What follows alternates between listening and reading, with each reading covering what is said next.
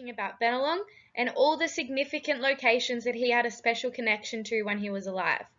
So a place that you might know of today is called the Sydney Opera House. This is formerly known as Bennelong's Point.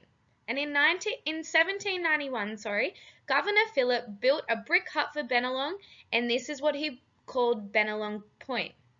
Bennelong played an important role as a mediator between the Aboriginal clans and the people that arrived here on the First Fleet in 1744.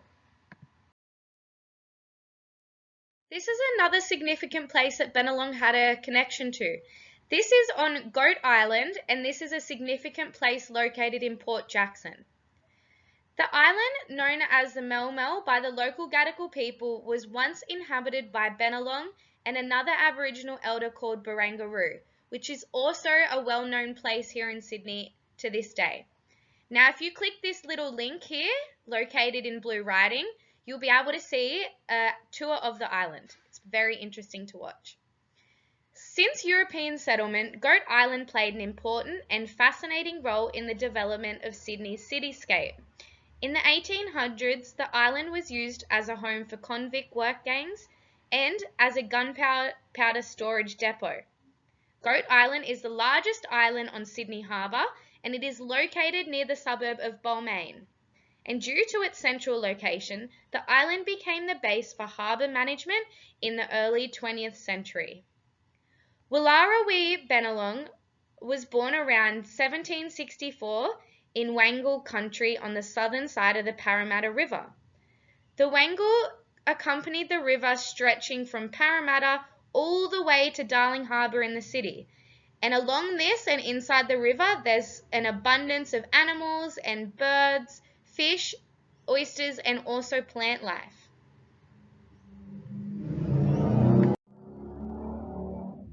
In November 1789, Bennelong and another Aboriginal man, Colby, were captured at Manly under Phillip's orders and were held at Government House, which is shown here on the left and on the right.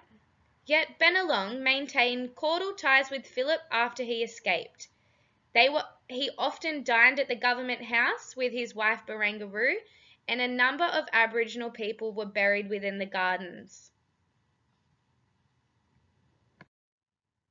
Okay, so now here is your task for this week for history.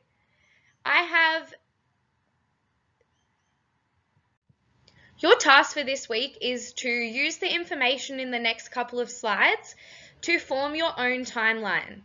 Now, I have mixed up the dates just so you can plot them correctly in the correct order of dates that things happened around. Your job for history this week is to create a timeline. Now you're going to be getting the information for your timeline out of the next couple of slides. I have extended the information for each of the dates, but the only thing that I want you to really focus on is the writing that I've highlighted in yellow. This is the information that needs to be plotted onto your timeline. So if I'll go to the next slide, here's some more information that you need to include in your timeline. This is the timeline I've created for you, and this is what you need to use to plot the significant parts of Bennelong's life.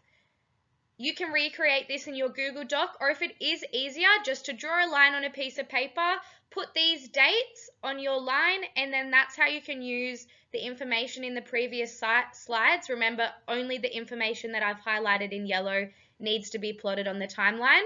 And then you can take a photo of this and then upload that to your Google document.